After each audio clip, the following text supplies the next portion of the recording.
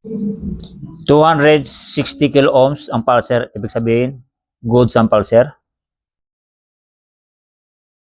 640 plus kilo ohms ang primary coil, ibig sabihin goods ang primary coil.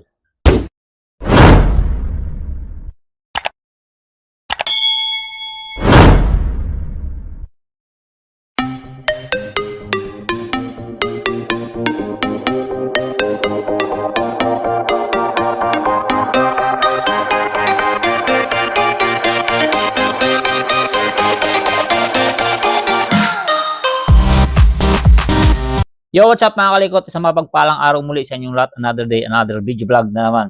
So mga kalikot, kapag wala tayong ganitong tools o ganitong digital multimeter tester, mahirap pulaan yung ginagawa natin sa motorsiklo kung ano ba yung sira. Mga wirings, yan, sa mga resistance, mga reading ng ating ginagawa kapag wala tayong digital multimeter tester. Lalo na kapag ang motor natin is mayroon panda rin, pumapalya, same time kapag umandar na, kapag mainit na, namamatay na siya. Then, pag paandar rin na siya, meron na siyang paandar rin yung 1,000 kick bago mapandar. Okay?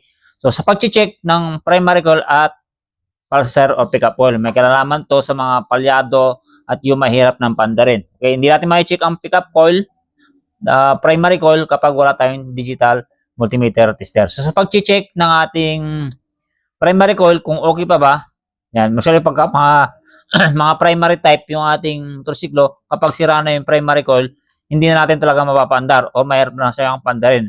Ganoon din sa pickup coil or pulser, kapag palyado na or sira na yung ating pickup coil, palyado na rin minsan yung ating motorsiklo, same time mahirap na siyang pandarin. So sa pag-check natin ng ating primary coil o natin sa primary coil, so itong ating multimeter tester, Hapotis Smart Multimeter Tester, hindi na natin siya kailangang iset or pindutin yung ating tester para ilipat-lipat. Halimbawa kung check natin or kailangan natin i-check is resistance kilo ohms, hindi natin siya kailangan i-set kasi automatic niyang na titrace. Okay? So sa pag-check ng ng primary coil, so yung test probe, yung positive test probe, yung red test probe ng ating test multimeter tester, lagyan natin dito sa wire ng ating primary coil. Yung black na mayroong line na red, o ganyan lang. Then itong black or yung negative test probe sa ground. So, may nakuha tayong, may narid tayong 600, yan, 650 kilo ohms. Yan. So, ibig sabihin, gusto goods yung ating primary coil. Pag bumagsak na yan, 300 pa ba yung ating primary coil, may tama na or hindi na goods yung ating primary coil. Yun na yung dahilan na mayroon na siyang pandarin yung ating motor, or kapag napandar natin, din pag uminit na, mayroon na siya ang pandarin. Okay? Sa pickup coil naman, mga kalikot, yan. So, ganoon din, yung ating test probe, yung positive test probe, yung red test probe sa positive wire ng ating pickup coil, which is yung blue na mayroong lining na white. Okay? Then, yung black test probe or yung negative test probe, dito sa green na mayroong lining na white. And yung negative wire ng ating pickup coil, yung blue na mayroong lining na white, ito yung positive wire ng ating pickup coil. Check natin. So, dapat may mariread tayo na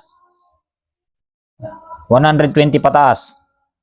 Tulad niyan, 264 ng ating pickup coil. Ibig sabihin, goods na goods yung ating pickup coil. So, sa mga weight type, pagka bumagsak na yan ng 130 pa ba, medyo alanganin na yung ating pickup coil. Medyo palyado na. Saka medyo mahirap na siyang pandarin. So sa mga dry type naman na stator, yan yung hindi nabasa ng langis, kapag bumagsak na yan na 120 pa baba, meron na siyang pandarin. So may tama na rin yung ating pickup coil. Okay? So ganoon po mag-check ng ating primary coil at saka pickup coil. Tulad ng sabi ko, mahirap pulaan kung ano yung mga sira ng ating motorsiklo, especially sa mga ganitong mga parts ng ating motorsiklo. Sa mga wirings, yan, kailangan natin ng digital smart multimeter tester. Hapotis Smart Multimeter Tester. So, instead ko na ito, matagal ko na ginagamit kasi napaka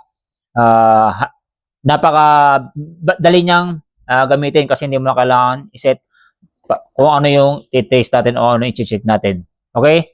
Thank you.